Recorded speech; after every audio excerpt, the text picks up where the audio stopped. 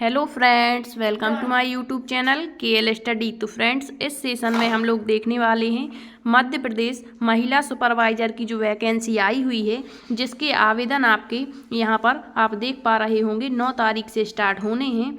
तो उसके लिए यहाँ पर हम देखेंगे कि आप जब आवेदन करेंगे तो कौन कौन से डॉक्यूमेंट्स लगना ज़रूरी है। बहुत सारे कमेंट्स आते हैं कि कौन कौन से डॉक्यूमेंट्स लगेंगे और यदि कोई त्रुटि है तो क्या करें। तो देखिए, ये आपका पूरा नोटिफिकेशन, आपका जो रूल बुक है वो जारी कर दी गई है। सारा का सारा सिलेबस यहाँ पर दिया गया है और सारी चीज़ें दी गई हैं। तो देखिए, आवेदन पत्र प्रारंभ करने की तिथि है 9 जनवरी 2025 से और 23 जनवरी तक आपके फॉर्म फिल होंगे। और संशोधन की भी यहाँ पर तिथि दी गई है, फीस वगैरह तो सारी चीज़ें इसमें दी गई हैं। तो आप इसको ESB की साइट से सबसे पहले डाउनलोड करिए और पूरे जो नियम पुस्तिका है उसे अच्छे से पढ़िए, ठीक है। यहाँ पर सबसे पहले तो आपका जो पंजीयन है वो सबसे पहले ज़रूरी है। आपका जो जीवित पंजीयन है, यदि आप मूल निवासी मध्य प्रदेश के हैं तो ये ज़रूरी है, ठीक है।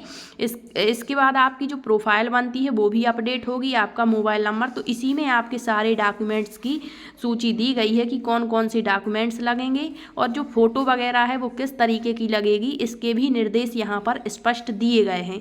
और इसमें जो है खुली भर्ती में पुरुष भी आवेदन कर सकेंगे।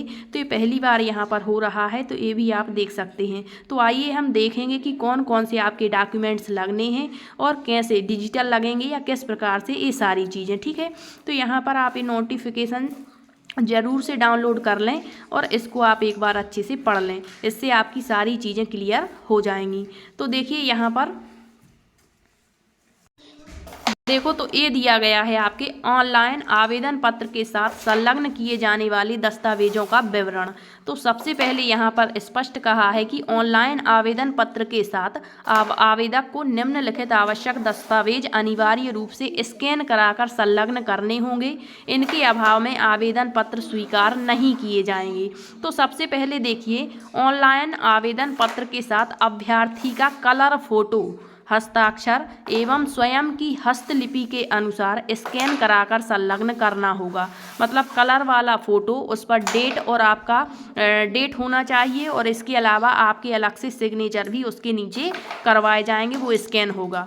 इसके बाद ऑनलाइन आवेदन पत्र में आवेदक को जन्म तिथि के प्रमाण हेतु, आपको जन्म तिथि के प्रमाण हेतु 8वीं 10वीं या 12वीं की अंक सूची को स्कैन करवाकर संलग्न करना अनिवार्य है। तो यहाँ पर आप 10वीं की अंक सूची या फिर 12वीं या 8वीं की कर सकते, जिससे आपके जन्म तिथि का प्रमाण साबित होगा।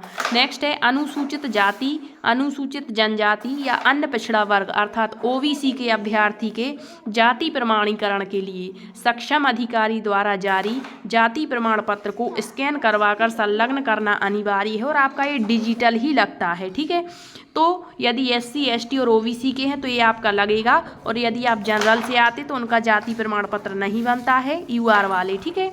इसके अलावा यदि आप दिव्यांग अभ्यर्थी हैं तो इसके लिए आपको विकलांग प्रमाण पत्र स्कैन करवाना पड़ेगा, क्योंकि उसका आपको जो है बोनस अंक मिलता है। फिर आपके EWS का, यदि आप EWS श्रेणी से हैं तो उसके लिए भी आपको अधिकारी, सक्षम अधिकारी द्वारा प्रमाण पत्र स्कैन करवाना होगा।